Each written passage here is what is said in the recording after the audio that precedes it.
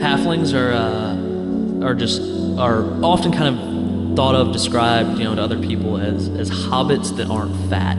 They're small, they're jovial, they're good with thrown weapons, and I believe they get bonuses to dexterity for being small, and they get minuses to constitution for not being particularly tough, just because they are smaller, slighter.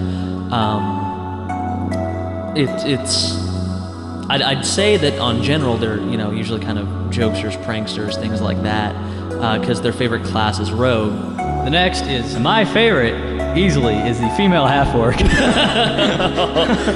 Half-orc usually played as the knuckle-dragging, brute that can snap all the other party members in half like a twig, but couldn't find his head from a hole in the ground. But no personality.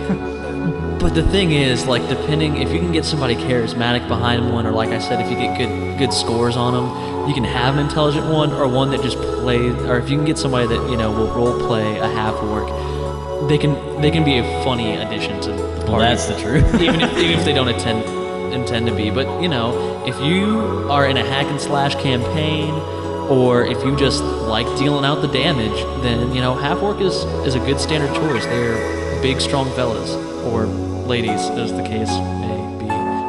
Dwarves, good for the fighter class. Again, with dealing out damage. Constitution, they get bonuses to that. They are also real tough. I feel like just having the hit points and being a tank.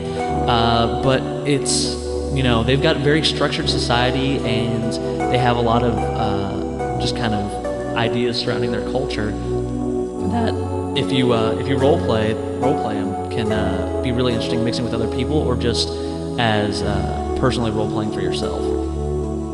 Definitely. Next to the half elves. Next to the half elves, which are they're the outcasts of society. Everybody kind of looks down on them, and I don't know. As a race, they don't get the all around stuff that humans do. Humans get a bonus for feat for just being so all around good at doing everything. They don't get the bonus feat, but they can cross class with no penalty. But they get treated as elves for any kind of blood thing, which does get them the bonuses to resistance to sleep effects and that kind of stuff. So it's always an interesting class to play, and there's always got to be some kind of cool backstory about you being a half elf that you got to come up with. So that's always fun. Yeah, no doubt. And then last but definitely not least are the elves. The elves in and of themselves, which they're slight, they're fast, they're good magic users. They're elves. They're ethereal. They're up above everything. But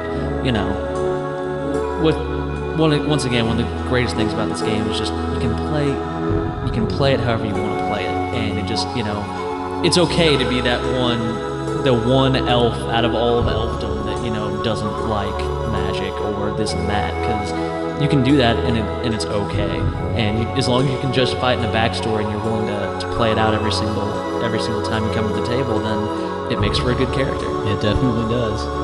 So those are the races you can play. These are just the basic races. Of course, there are just about no definites anywhere in this game. There's different versions and expansions and mods and everything you can add to these, but these are the basic races. The core races. Right, exactly.